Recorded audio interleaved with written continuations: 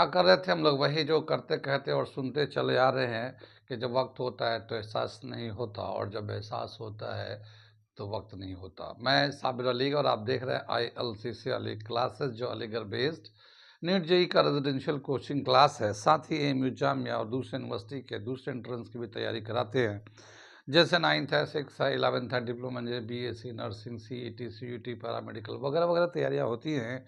तो वो लोग जो लोग तैयारी करना चाहते हैं कांटेक्ट कर सकते हैं। ऑफलाइन ऑनलाइन दोनों मोड अवेलेबल है। ऑफलाइन में लोकल बच्चे तो आके एंट्रेंस की तैयारी करते ही है, लेकिन ऑफलाइन ऑनलाइन में आप अलीगढ़ के बाहर हिंदुस्तान के किसी कोने से या हिंदुस्तान के बाहर किसी दूसरी कंट्री से भी अगर अलीगढ़ जामिया के एंट्रेंस की तैयारी करना चाहते हैं तो आप हमारे ऑनलाइन प्लेटफॉर्म पर जुड़ सकते हैं और अपने आप को अलीगढ़ के क्वालिफाइड एंड एक्सपीरियंस टीचर के अंडर में तैयारी कर सकते हैं। ठीक है, साथ ही हमारे चैनल को सब्सक्राइब कर लें, क्योंकि इस यूनिवर्सिटी के जितने भी इन्फॉर्मेशन आते रहते हैं हम लोग उसको अपडेट करते रहते हैं। तो अगर आप यूनिवर्सिटी के इन्फॉर्मेशन से अपडेट रहना चाहते हैं तो हमारे चैनल को सब्सक्राइब कर लें। साथ ही इस पर हम लोग बहुत सारे रिकॉर्डेड लेक्चर भी अपलोड करते रहते हैं, जो आपके लिए बहुत फ़ायदेमंद है एंट्रेंस की तैयारी के लिए। ठीक है, हम लोग कर रहे थे chemistry class 9th atomic structure, और ये चैप्टर कंप्लीट कर चुके हैं। आज हम लोग उसके आगे जो एक्सरसाइज के कुछ क्वेश्चंस हैं, जो अच्छे क्वेश्चंस हैं, उनको हम लोग करने जा रहे हैं। तो हमने जो क्वेश्चन एक्सरसाइज के हैं उसे मैं करके लिखता हूँ, समझाता हूँ, करके दिखाता हूँ। ठीक है, क्या है उसे पहले हम लोग करते हैं। ठीक है, ये हमने क्वेश्चन लिख दिया। क्वेश्चन नंबर 7 एक्सरसाइज का NCERT के बुक का जो एक्सरसाइज के क्वेश्चंस हैं उसमें ऊपर से जो 1 2 3 4 5 6 आसान क्वेश्चन है, डेफिनेशन टाइप के क्वेश्चन है। तो मैंने ये 7 क्वेश्चन नंबर में टिक लगाया था और कि ये क्वेश्चन को एक्सप्लेन करना। तो क्या है ये मैं पहले समझाता हूँ फिर करके दिखाता हूँ। Define valency taking example of silicon and oxygen. Valency को डिफाइन करिए और बताइए कि सिलिकॉन का कितना वैलेंसी होता है, ऑक्सीजन का कितना वैलेंसी होता है। तो वैलेंसी तो हमने बताया था, number of electron required to complete its outer most shell either by gaining, losing और sharing the electron is called valency. या तो इलेक्ट्रॉन लॉस करके आउटर शेल कंप्लीट, या गेन करके आउटर शेल कंप्लीट करे, या शेयर करके करे। ठीक है, और हमने ये भी बताया था कि जिसके आउटर शेल पे 1 2 3 4 इलेक्ट्रॉन होते हैं उनकी वैलेंसी यही होती है, और जिनके आउटर शेल पे 5 6 7 होते हैं उनको 8 में से जो वैलेंस इलेक्ट्रॉन है उनको माइनस कर देते हैं, तो वैलेंसी आ जाता है। तो पहले तो हम लोग देखते हैं सिलिकॉन, सिलिकॉन का एटॉमिक नंबर कितना है, कॉन्फ़िगरेशन लिखते हैं। और इसी तरह से ऑक्सीजन भी है, तो ऑक्सीजन का एटॉमिक नंबर कितना और वैलेंस निकालते हैं। तो सॉल्यूशन कर रहे हैं। ठीक है, एटॉमिक नंबर ऑफ सिलिकॉन कितना होता है, याद है आप लोग को, 14। कॉन्फ़िगरेशन लिखेंगे तो 2 8 4 हो जाएगा। आउटर शेल पे 4 इलेक्ट्रॉन है। ठीक है, तो इसकी वैलेंसी कितनी हो जाएगी, वैलेंसी ऑफ सिलिकॉन, ठीक है ना, वैलेंसी ऑफ सिलिकॉन 4 आ जाएगा ये। ठीक है ना, डायरेक्ट हमने बताया था उसमें लेक्चर में जाके देखेंगे कि जिसके आउटर शेल पे 1 जिसके आउटर शेल पे 1 2 3 और 4 इलेक्ट्रॉन होता है तो वो डायरेक्ट वही वैलेंसी कहलाता है। जितने वैलेंस इलेक्ट्रॉन्स होते हैं उसको वैलेंसी भी कहते हैं। वैलेंस इलेक्ट्रॉन मतलब number of electron present on the outer most shell is called valence electron, तो उसी को वैलेंसी बोलते हैं। लेकिन जिसका आउटर शेल पे 5 6 7 इलेक्ट्रॉन होते हैं वैलेंस इलेक्ट्रॉन, तो उसकी वैलेंसी जो होता है ना, निकालने के लिए 8 में से माइनस करते हैं। अब ऑक्सीजन का देखते हैं, ऑक्सीजन का एटॉमिक नंबर कितना है। ठीक है, एटॉमिक नंबर ऑफ ऑक्सीजन कितना होता है, ये 8 है। ऑक्सीजन का एटॉमिक नंबर 8 है। कॉन्फ़िगरेशन लिखेंगे, कैसे लिखेंगे, 2 6। तो यहाँ पे देखिए वैलेंस इलेक्ट्रॉन 6 है, यानी 5 यानी 4 से ज़्यादा है। तो इसकी जो वैलेंसी निकालते हैं, वैलेंसी ऑफ ऑक्सीजन कितना आ जाएगा,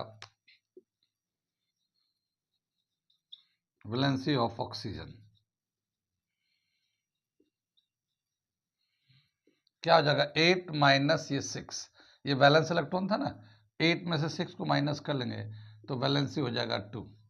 ठीक, तो ऑक्सीजन की वैलेंसी है 2 और सिलिकॉन की वैलेंसी है 4। वैसे जो हम लोग माइनस करके निकालते हैं तो उसको हम लोग माइनस में भी दिखा सकते हैं। माइनस का मतलब ये इलेक्ट्रॉन गेन करता है। ठीक, कितनी बात समझ में आया क्वेश्चन। आगे चलते हैं, अगला क्वेश्चन देखते हैं। जो हमने टिक लगा रखा, वो हमने जो क्वेश्चन अक्सर अच्छे हैं तो उसको हमने टिक लगा रखा एक्सरसाइज से, उसी को हम बताते हैं, ठीक है ना। तो अब अगला क्वेश्चन हम लोग लिखने जा रहे हैं। अगला क्वेश्चन दे रखा है इसमें, क्वेश्चन नंबर, ठीक है, sodium ions has completely filled KNL shell, explain करना है। बहुत ही आसान है। सोडियम का एटॉमिक नंबर कितना, सोडियम का सोल्यूशन कर हम लोग, सोडियम का एटॉमिक नंबर कितना, atomic number of sodium N है, इसका है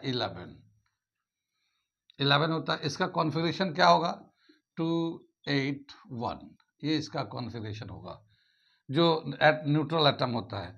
लेकिन क्या हुआ कि यहाँ पे पॉजिटिव चार्ज है, इसका मतलब ये है कि इसने एक इलेक्ट्रॉन लॉस किया है। तो atom number of electrons on, number of electrons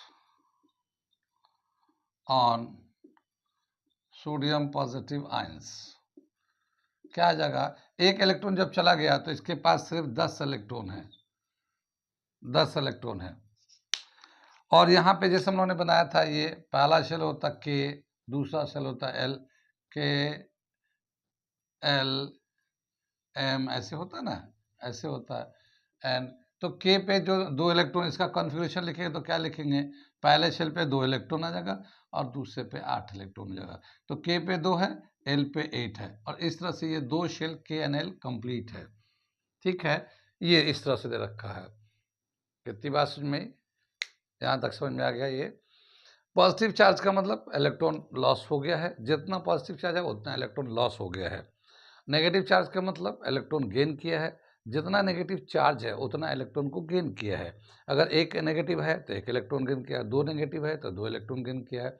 gain किया है तो जितना पहले से उसका एटॉमिक नंबर था, वो जितना नेगेटिव चार्ज है उसको और प्लस कर लिए, उतना टोटल नंबर ऑफ इलेक्ट्रॉन्स हो जाएंगे। टोटल नंबर ऑफ इलेक्ट्रॉन्स जो पहले से एटॉमिक नंबर था वो प्लस जितना नेगेटिव चार्ज है। और नंबर ऑफ इलेक्ट्रॉन जब पॉजिटिव आयंस होगा तो जितना एटॉमिक नंबर था और जितने पॉजिटिव चार्ज हैं उस नंबर ऑफ इलेक्ट्रॉन में से उसको माइनस कर देंगे, तो वो अब बचा हुआ इलेक्ट्रॉन है। जैसे मान लो सोडियम है, सोडियम का एटॉमिक नंबर कितना है, 11 है, 11 है, उस पर एक पॉजिटिव चार्ज है, तो 11 में से एक माइनस करो तो 10 बचा हुआ अभी इलेक्ट्रॉन, क्योंकि एक चला गया है। अगर 2 पॉजिटिव होता है तो 2 इलेक्ट्रॉन चला गया, 2 माइनस करते तो आप बचा हुआ इलेक्ट्रॉन पता चल जाता, ठीक है। तो ये हमारा समझ में बात आ रही है नेगेटिव पॉजिटिव से। आगे चलते हैं हम लोग, अगला क्वेश्चन करते हैं, क्वेश्चन नंबर 10। क्वेश्चन नंबर 10 अच्छा क्वेश्चन है, 10 एंड 11, उसे मैं लिखता हूँ, करता हूँ। ये क्वेश्चन दे रखा हमारा, क्वेश्चन नंबर 10 मैं पढ़ता हूँ, समझाता हूँ, फिर करके दिखाता हूँ क्या है। If bromine atom is available in the form of से 2 आइसोटोप्स, ब्रोमीन 35, 79, 49.7% इतना मिलता है ब्रोमीन का। एंड ब्रोमीन का जो दूसरा आइसोटोप्स है 35, 81 and 50.3%, calculate the average atomic mass of bromine, ठीक है ना। तो एक ब्रोमीन के 2 आइसोटोप्स हैं, आइसोटोप्स तो जानते हैं जिसका एटॉमिक नंबर सेम होता है बट एटॉमिक मास डिफरेंट होता है। तो इसमें दोनों में 35 है, मास में देख रखा एक का 79 है एटॉमिक मास और दूसरे का 81 है। 79 जिसका है वो 49.7% अवेलेबल है और जिसका 81 है वो 50.3% अवेलेबल है। अब हमें एवरेज मास निकालना है, क्योंकि दोनों ही लगभग 50-50 है, तो इसका एवरेज मास कितना होगा। एवरेज मास निकालने का एक हम लोगों ने क्लोरीन का निकाला था। कैसे निकालते हैं, जितना परसेंटेज अवेलेबल होता है तो जो उसका ब्रोमीन का जो एटॉमिक मास है, मास को उसका परसेंटेज जो अवेलेबिलिटी है उसको मल्टीप्लाई कर देते हैं और दोनों को प्लस करके एवरेज निकल के आ जाता है। तो हम लोग सोल्यूशन करते हैं, क्या दे रखे हैं, पहले मैं इसका फॉर्मूला लिखता हूँ, सोल्यूशन करने जा रहे हैं, ठीक है। यहाँ पे क्या है, ब्रोमीन का जो एटॉमिक मास है 79 है और इसका कितना 81 है, ठीक है। तो average atomic mass of bromine किसी का भी निकाल सकते हैं, ब्रोमीन का जैसा दे रखा है ब्रोमीन एटम, ठीक है।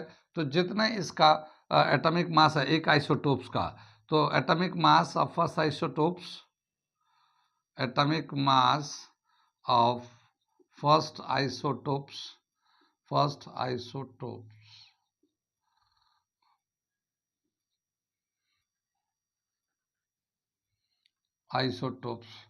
into percentage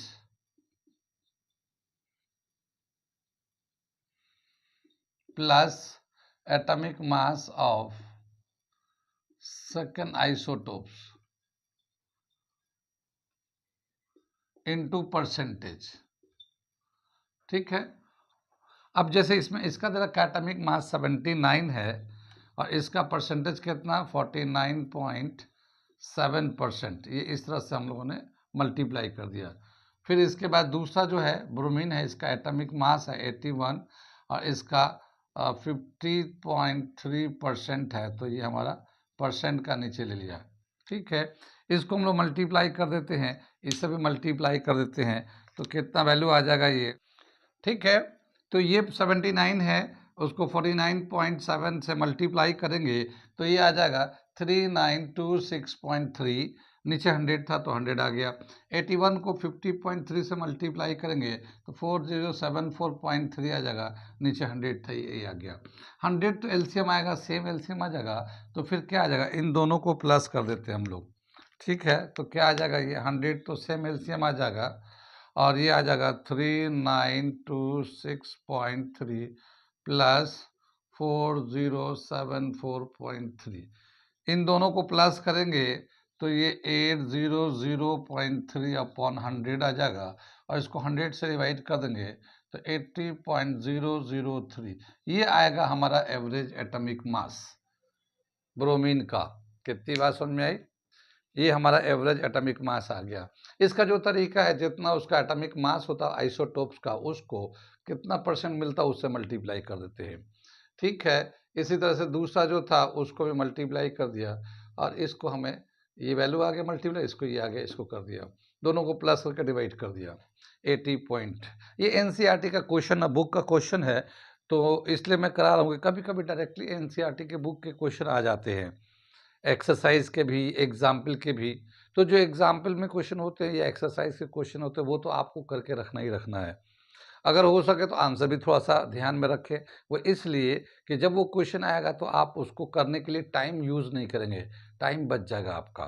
ठीक है, तो इस तरह से जैसे 80.003 इस क्वेश्चन का, ये ब्रोमीन का दे रखा, तो अगर ये डेटा या क्वेश्चन समझ में आ रहा है तो आपको ये आंसर याद रखने में कोई मुश्किल नहीं है। मैं याद रखने का मतलब भी नहीं है, इससे आपको टाइम बच जाएगा, कैलकुलेशन करने का टाइम बच जाएगा, क्योंकि आपका वहाँ टाइम बहुत प्रीसियस है टेस्ट में। कितनी बात में आगे चले। इसी तरह से दूसरा क्वेश्चन भी दे रखा है 11 नंबर क्वेश्चन, वो भी मैं करता हूँ, पहले लिखता हूँ, समझाता हूँ, फिर करके दिखाता हूँ। ठीक है, नोट कर लीजिए इसको। ये है क्वेश्चन नंबर 11। मैं पढ़ता हूँ, समझाता हूँ, फिर करता हूँ। क्या है ये? The average atomic mass of a sample of an element x is 16.2 U. What are the percentage of isotopes X 8, 16 and X 8, 18 in the sample? क्या बताया कि एक एलिमेंट है, उसका दो आइसोटोप्स है और आइसोटोप्स का जो दे रखा है एटॉमिक नंबर 8 है, एटॉमिक मास 16 है, और दूसरे का एटॉमिक नंबर 8 है, एटॉमिक मास 18 है, और इसका जो एवरेज एटॉमिक मास आ रहा 16.2 आ रहा है। तो किस परसेंट में ये दोनों आइसोटोप्स अवेलेबल हैं, यानी पहला वाला जो आइसोटोप्स है वो कितना परसेंट है और दूसरा वाला जो आइसोटोप्स है वो कितना परसेंट है, ये दे रखा है ये। ठीक, सवाल समझ में आया? दोनों का अलग अलग परसेंटेज बताना, कितना परसेंट पहला वाला आइसोटोप्स मिल रहा है और कितना परसेंट दूसरा वाला आइसोटोप्स मिल रहा है। ठीक, इसको हम लोग करते हैं सोल्यूशन, और हम लोग जो यहाँ पे दे रखा है एवरेज एटॉमिक मास, पहले मैं लिख देता हूँ, एवरेज एटॉमिक मास कितना दे रखा है, 16.2 U दे रखा है ये। ठीक है, हम लोग जो पहला आइसोटोप्स है और ये दूसरा आइसोटोप्स है, तो पहले को मान लेते हैं कि ये X% अवेलेबल है। ठीक है, let first isotope X 8, 16 is X%। ठीक है ना, इज X%। ये वाला जो आइसोटोप्स है वो X% है। नाउ the second isotope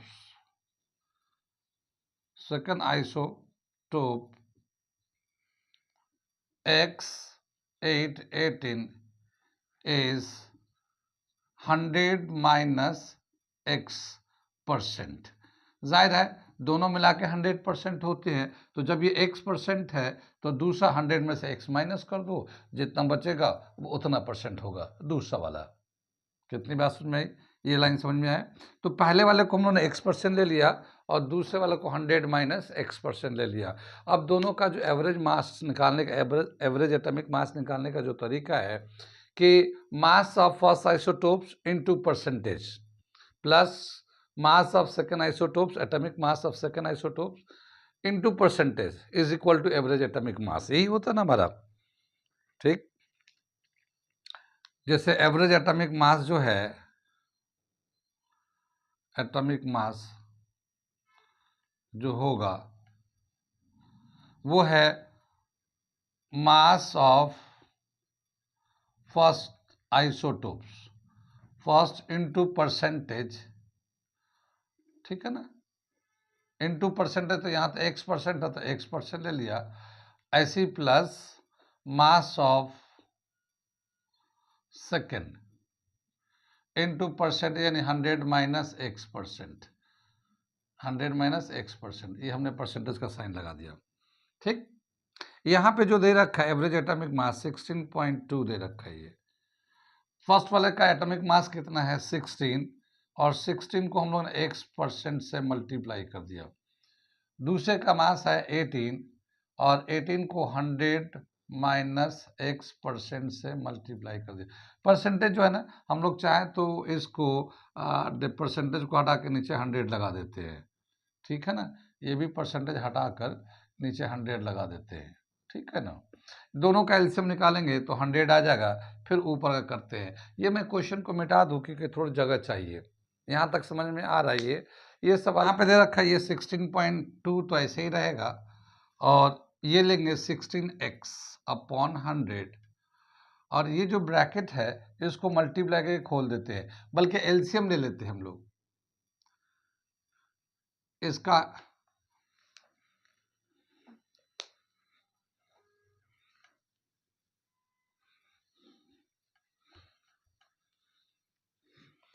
ये दे रखा है, इसका जो एवरेज एटॉमिक मास है वो 6.2 है, और इन दोनों के नीचे 100 है तो एलसीएम इसका 100 आ जाएगा। ये आ जाएगा 16x प्लस ये 18 इंटू 100 माइनस x, ठीक है? इसको 18 से मल्टीप्लाई करके जब ब्रैकेट को खोलेंगे तो क्या मिलेगा?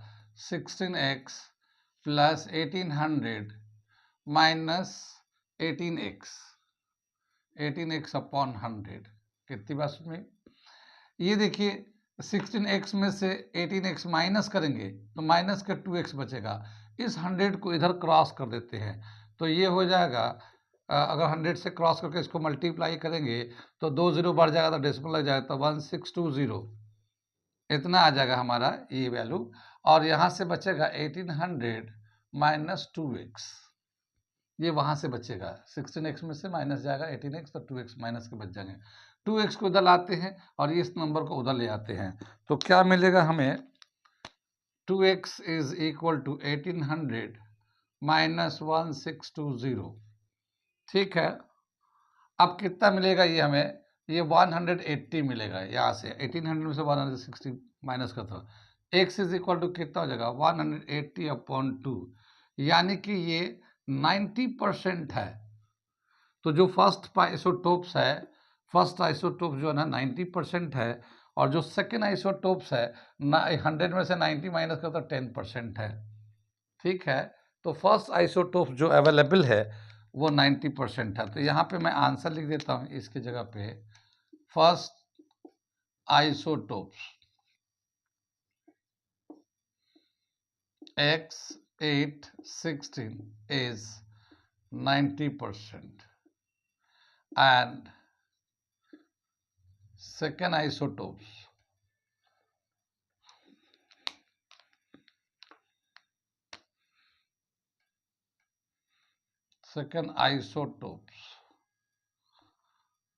x8 18 is 10%।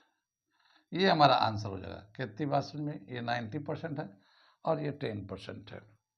ठीक, कहाँ कहाँ समझ में आया, कहाँ कहाँ नहीं है? ठीक, इसे नोट कर लिए। अगला क्वेश्चन मैं कराने जा रहा हूँ। ये था क्वेश्चन नंबर 11 एक्सरसाइज का क्वेश्चन। बहुत अच्छा सवाल है ये दोनों, इसे नोट। कितनी बात समझ में आई? ये अगला क्वेश्चन दे रखा क्वेश्चन नंबर 14, जो ठीक ठीक क्वेश्चन है वो मैं करा रहा हूँ। बाकी तो आसान क्वेश्चन है तो कोई ऐसी बात नहीं है। क्या दे रखा? For the following statements write T for true and F for false. ठीक है ना, जो ट्रू है उसको ट्रू टी लिखिए और जो फॉल्स है उसके लिए एफ लिखिए। अब ये स्टेटमेंट देखते हैं क्या दे रखा। 4 स्टेटमेंट दे रखा। पहला दे रखा, J Thomson propose that the nucleus of an atom contains only nucleons। ये देखिए, पहले देखिए कि जे थॉमसन ने प्लम पडिंग मॉडल के हिसाब से एटम का स्ट्रक्चर बताया था, तो उसके कंसेप्ट में न्यूक्लियस का टर्म आया ही नहीं था। उसके कंसेप्ट में इलेक्ट्रॉन आया था नेगेटिव चार्ज और पल्प आया था पॉजिटिव चार्ज, न्यूक्लियस नहीं आया था। तो फिर न्यूक्लियस का कोई उसके स्टेटमेंट में नहीं था। अब न्यूक्लियंस क्या होता है? ये एक टर्म है जो हम लोगों ने थ्योरी में रह गया है। ये जो न्यूक्लियंस है, हम लोग जो बताते हैं कि जो हमारा एक एटम होता है उसका न्यूक्लियस होता है और ये न्यूक्लियस पे प्रोटॉन प्लस न्यूट्रॉन होते हैं। तो ये जो प्रोटॉन प्लस न्यूट्रॉन होते हैं ये तो नेचर ऑफ चार्ज के बेस पे कहते हैं। प्रोटॉन पॉजिटिव चार्ज होता है, न्यूट्रॉन का कोई चार्ज नहीं होता। लेकिन दोनों के कंबाइन के जो number of particles at nucleus है, number of particles at nucleus जो है प्रोटॉन प्लस न्यूट्रॉन दोनों मिलाकर, उनको न्यूक्लियंस बोलते हैं हम लोग। न्यूक्लियंस NUCLEONS न्यूक्लियंस बोलते हैं। तो न्यूक्लियस पे जो मिलने वाला पार्टिकल है उसको न्यूक्लियंस बोलते हैं। लेकिन जे थॉमसन में तो न्यूक्लियस का कोई कंसेप्ट था नहीं, तो इसलिए ये जो स्टेटमेंट है ये फॉल्स है। ये स्टेटमेंट ए वाला फॉल्स है। ठीक, ये समझ बात आ गई फॉल्स कैसे हो गया। अब हम लोग दूसरे नंबर पे चलते हैं। A neutron is formed by an electrons and protons combining together, therefore it is neutral। क्या बोल रहा है कि एक जो न्यूट्रॉन जो होता है, एक प्रोटॉन को एक इलेक्ट्रॉन को जब कंबाइन करते हैं तो एक न्यूट्रॉन बनता है। और चूंकि एक प्रोटॉन पॉजिटिव चार्ज था, इलेक्ट्रॉन नेगेटिव चार्ज था, दोनों इक्वल होते हैं, अपोजिट होते हैं, इसलिए न्यूट्रॉन जो है ना एक न्यूट्रल पार्टिकल है। क्या ये स्टेटमेंट सही है? आप बताइए। नहीं है, न्यूट्रॉन ऐसे नहीं बनता, प्रोटॉन और इलेक्ट्रॉन को मिला के नहीं बनता। तो इसका मतलब क्या हुआ कि ये स्टेटमेंट भी फॉल्स है। ये स्टेटमेंट भी फॉल्स है। आगे चले, यहाँ तक समझ बात आ गई। थर्ड स्टेटमेंट देखते हैं। The mass of an electron is about 1/2000 times that of proton.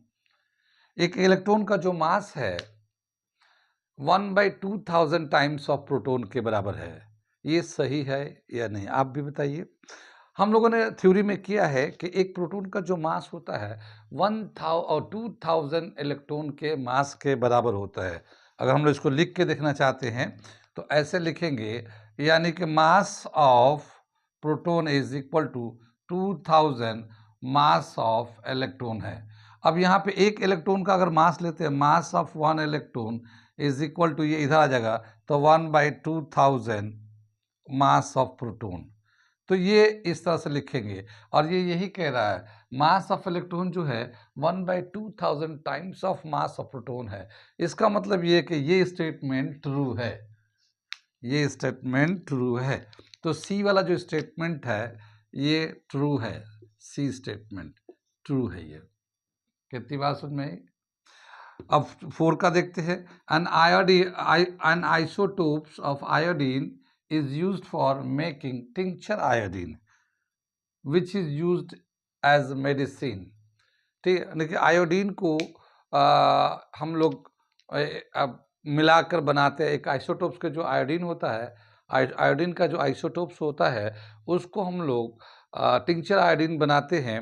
Tincture iodine का नाम सुना है? ये अल्कोहल में आता है। आयोडीन में सर्टेन अमाउंट ऑफ अल्कोहल मिलाते हैं तो टिंचर आयोडीन होता है। ठीक है, तो वो अल्कोहल में है वो। ये दे रखा है चैप्टर में। तो कार्बन कंपाउंड में तो यहाँ पे मेडिसिन में यूज़ होता है, लेकिन आइसोटोप्स का जो है टिंचर आयोडीन कहलाता है। An isotopes of iodine is used for making tincture iodine which is used as medicine।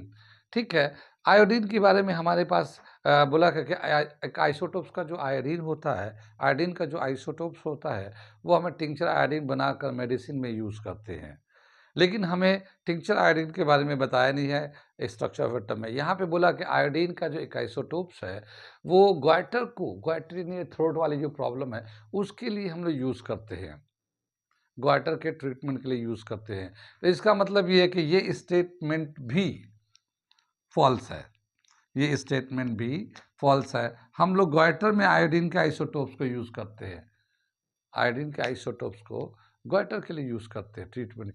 ठीक है, यहाँ तक समझ में आ गया? कोई डाउट तो नहीं है? बहुत अच्छा सवाल है ये, कोई डाउट हो तो पूछ लीजिए। जैसे इसमें पूछ सकता which of the following statement is correct, A B C D, कौन सा इसमें से स्टेटमेंट करेक्ट है? तो सी आंसर हो जाएगा इसका। ठीक है, इसमें तो ट्रू फॉल्स बोला है, लेकिन यही सवाल को अगर बनाना चाहेगा तो पूछ सकता है कि विच of the following statement is true, इसमें से कौन सा सही है। ठीक है, बहुत अच्छा सवाल है, नोट कर लिए। अगला क्वेश्चन मैं करने जा रहा हूँ। ठीक है, ये क्वेश्चन नंबर 15 हमने लिख दिया। क्या दे रखा है मैं पढ़ता हूँ, समझाता हूँ। Rutherford's alpha particle scattering experiment was responsible for the discovery of, यानी रदरफोर्ड ने अल्फा पार्टिकल बम्बार्डमेंट एक्सपेरिमेंट किया था, तो उससे कौन से, इसमें से कौन से चीज़ का डिस्कवर हुआ? एटॉमिक न्यूक्लियस का डिस्कवर हुआ, इलेक्ट्रॉन का डिस्कवर हुआ, प्रोटॉन का डिस्कवर हुआ, या न्यूट्रॉन का डिस्कवर हुआ? आप बताइए आंसर। आप लोग को तो मैंने थ्योरी में बताया था, कौन सा आंसर? ओके ओके, सही, बिल्कुल सही। ये एटॉमिक न्यूक्लियस का पता चला, इसमें ए करेक्ट है, क्योंकि इलेक्ट्रॉन का डिस्कवर जे थॉमसन ने किया, प्रोटॉन का डिस्कवर गोल्डस्टीन ने किया, न्यूट्रॉन का डिस्कवर चैडविक ने किया, एटॉमिक न्यूक्लियस का डिस्कवर रदरफोर्ड ने किया, क्योंकि उसने बताया था कि सारे पॉजिटिव चार्ज एक स्मॉल स्पेस में, स्मॉल रीजन में कंसंट्रेट करता है, उसका नाम रखा न्यूक्लियस। तो इसका आंसर है न्यूक्लियस। कितनी बात सुन में आई? आगे चले हम लोग, समझ में बात आ रही है? नोट करिए, इसे मिटाऊंगा, अगला क्वेश्चन लिखूंगा। ये हम लोगों ने क्वेश्चन नंबर 16 लिख दिया, एक्सरसाइज का क्वेश्चन करा रहे हैं हम लोग। एनसीईआरटी जो एटॉमिक स्ट्रक्चर का एक्सरसाइज है उसके क्वेश्चन हम लोग करा रहे हैं। तो ये क्वेश्चन नंबर 16 मैंने लिख रखा, मैं पढ़ता हूँ, समझाता हूँ और बताता हूँ। आइसोटोप्स एन एलिमेंट है, एक एलिमेंट के जो आइसोटोप्स होते हैं, आइसोटोप्स तो जानते हैं ना, याद है, समझ में आ रही बात? Same atomic number but different atomic mass, isotopes. तो इसमें से बताना क्या होगा? द सेम फिजिकल प्रॉपर्टीज, क्या उनका फिजिकल प्रॉपर्टीज सेम होता है? डिफरेंट केमिकल प्रॉपर्टीज, क्या उनका केमिकल प्रॉपर्टीज डिफरेंट होता है? जो आइसोटोप्स होते हैं उनका केमिकल प्रॉपर्टीज डिफरेंट होता है, फिजिकल प्रॉपर्टीज सेम होता है। ठीक। सी बताया different number of neutrons, neutrons का नंबर डिफरेंट होता है, या फिर डिफरेंट एटॉमिक नंबर, या फिर एटॉमिक नंबर डिफरेंट होता है। इनमें से कौन सा सही है? देखिए, अगर हम लोग मान लो हम लोग आइसोटोप्स लिखते हैं, किसका लिख दूँ? कार्बन का लिख देता हूँ, तो कार्बन का लिख देता हूँ उसको समझने के लिए। तो ये कार्बन का एटॉमिक नंबर ये 6 है और मास 12 है, और ये 6 है, मास हम लोग ले लेते हैं 14, ये आइसोटोप्स लिख दिया। तो इसका सेम क्या है? दोनों का एटॉमिक नंबर सेम होता है, एटॉमिक मास डिफरेंट होता है। ठीक। तो डिफरेंट एटॉमिक नंबर ये सेम, डिफरेंट एटॉमिक नंबर ये गलत हो गया, एटॉमिक नंबर तो सेम होता है। Different number of neutrons, neutron different numbers होते हैं। ठीक है, ये है हमारा कार्बन का, तो ये दोनों का एटॉमिक नंबर सेम होता है, एटॉमिक मास डिफरेंट होता है। एटॉमिक नंबर सेम होता नहीं कार्बन का, तो केमिकल प्रॉपर्टीज सेम होता है, तो केमिकल प्रॉपर्टीज जो है ना ये डिफरेंट लिखा, तो इसका मतलब ये गलत लिखा हुआ है।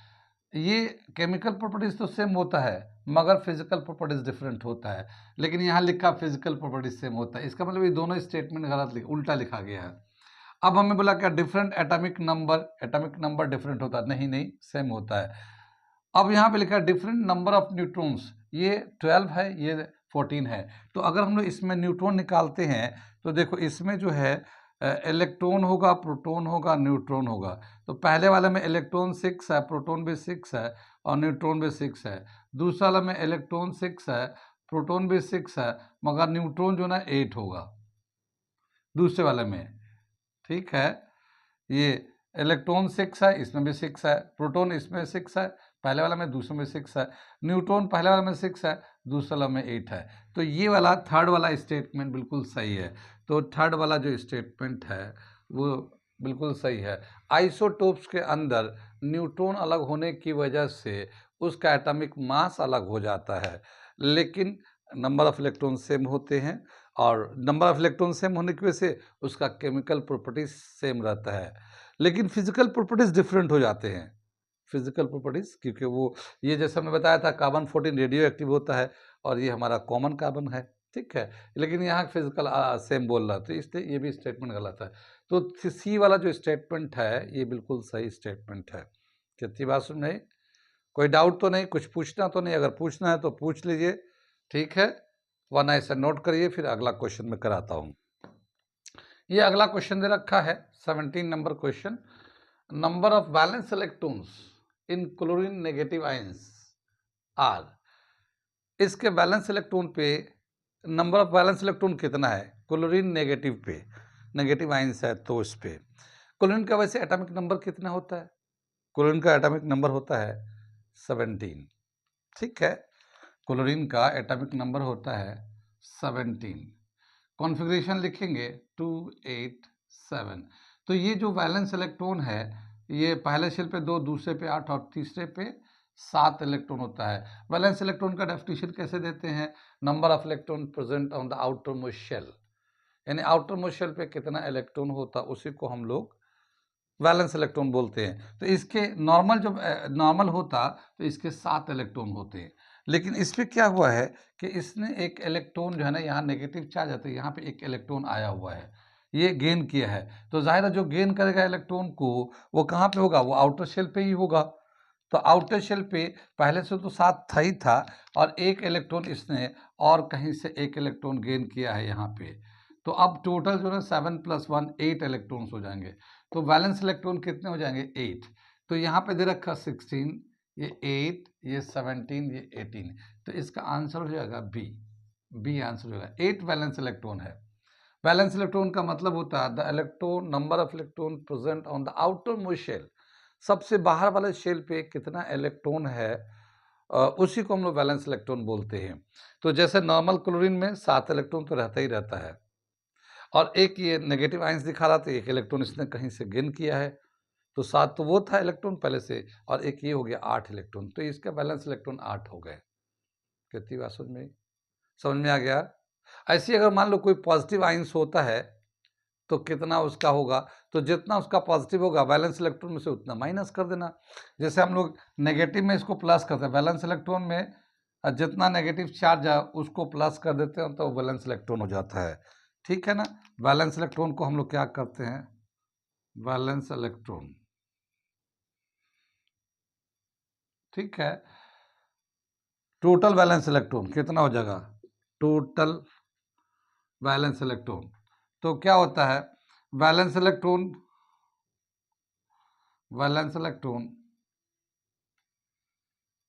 Plus negative ions,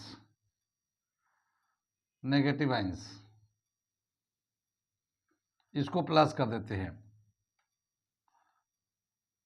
plus negative ions, या अगर पॉजिटिव आइंस है तो वैलेंस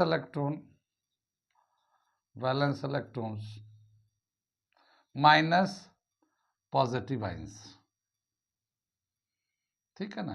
पॉजिटिव आयन जितना होगा उतना माइनस कर देते, वो टोटल वैलेंस इलेक्ट्रॉन आ जाएगा ये, ठीक है। कितनी बात सुन में, इस तरह से आप कैलकुलेट कर सकते हैं। और अगर कोई भी नहीं है, कोई भी आयंस ना पॉजिटिव है ना नेगेटिव है, तो जितना उसका आउटर शेल पे है उतना तो है ही है, ठीक। समझ में आ गई बात? नोट कर लीजिए इसको। अगला क्वेश्चन मैं करने जा रहा हूँ। ये क्वेश्चन नंबर 18 दे रखा बुक का। विच of the following is the correct electronic configuration of sodium. इनमें से कौन सा सोडियम का इलेक्ट्रॉनिक कॉन्फ़िगरेशन है? करेक्ट इलेक्ट्रॉनिक कॉन्फ़िगरेशन कौन सा है सोडियम का? सबसे पहले तो इलेक्ट्रॉनिक कॉन्फ़िगरेशन लिखने के लिए हमें ये पता हो कि उसका एटॉमिक नंबर कितना हो। तो सोडियम का एटॉमिक नंबर कितना है? सोडियम का याद है, सोडियम का एटॉमिक नंबर होता है 11, ठीक है, एटॉमिक मास 23 लेते हैं तो ठीक है। तो इसका एटॉमिक नंबर 11 है। इसमें से कौन सा इलेक्ट्रॉनिक कॉन्फ़िगरेशन होगा? कर लेंगे आप लोग? इसे बताऊं? ये जो है ना, डी आंसर है इसका। ठीक, आप खुद से समझ लीजिएगा। ठीक है, इतना तो समझ में आ ही गया होगा। ठीक, यहाँ पे आ गया। इसको आगे चलते हैं, अगला क्वेश्चन करते हैं। ये हमारा दे रखा एक्सरसाइज का आखिरी क्वेश्चन, क्वेश्चन नंबर 19, और ये एक टेबल के फॉर्म में है। क्या दे रखा? Complete the following table. इस टेबल को जो इन्फॉर्मेशन दे रखा है उसको, इन्फॉर्मेशन को देखें और जहाँ जहाँ जो चीज़ की ज़रूरत है, जहाँ ब्लैंक छोड़ा गया उसे फिल करना है। यहाँ पे क्या दे रखा है? पहले ये हेडिंग देखते हैं, एटॉमिक नंबर। ये कॉलम में एटॉमिक नंबर है। मास नंबर यानी टोटल मास कितना होता है वो निकालना। नंबर ऑफ न्यूट्रॉन्स किसी में कितना है, जो एलिमेंट है उस पर न्यूट्रॉन कितना है। नंबर ऑफ प्रोटॉन्स इसमें बताना है। नंबर ऑफ इलेक्ट्रॉन्स बताने हैं और इसमें स्पीसीज का नाम बताना है। तो ये इस तरह से 6 कॉलम दे रखा, 1 2 3 4 5 6 कॉलम दे रखे हैं। ठीक, ये सवाल समझ में आ गया? इस कॉलम को फिल करना है। इस कॉलम को सभी को जहाँ जहाँ ब्लैंक छोड़ दिया गया उसे फिल करना है। आगे चले हम लोग। अब हम जैसे पहले वाले लाइन में चलते हैं। यहाँ पे जो एटॉमिक नंबर है वो 9 है। एटॉमिक नंबर किसको बोलते हैं? नंबर ऑफ इलेक्ट्रॉन्स को बोलते हैं या नंबर ऑफ प्रोटॉन का बोलते हैं। नंबर ऑफ न्यूट्रॉन कितना है? यहाँ 10 है। ठीक है, तो देखो एटॉमिक नंबर अगर 9 है यानी नंबर ऑफ इलेक्ट्रॉन 9 है, तो नंबर ऑफ प्रोटॉन कितना हो जाएगा? नंबर ऑफ प्रोटॉन कितना हो जाएगा? मैं इसको ब्लैक से भर देता हूँ, ये भी 9 हो जाएगा। एटॉमिक नंबर अगर 9 है तो यहाँ पे नंबर ऑफ प्रोटॉन 9 हो जाएगा। नंबर ऑफ इलेक्ट्रॉन कितना हो जाएगा? 9 हो जाएगा। अब ये देखिए नंबर ऑफ न्यूट्रॉन कितना है? 10, तो 9। अब मास नंबर किसको बोलते हैं?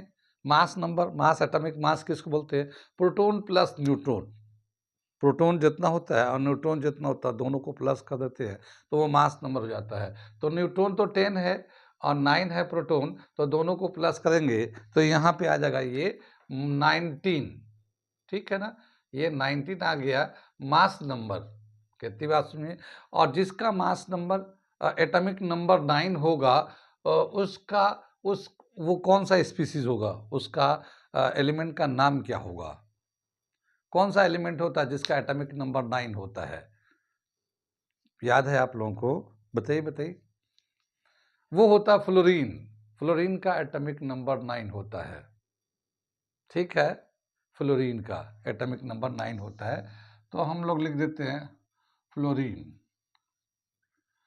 ठीक है, फ्लोरीन आ जाएगा ये, या हम लोग एफ लिख सकते हैं, फ्लोरीन एफ लिख सकते हैं।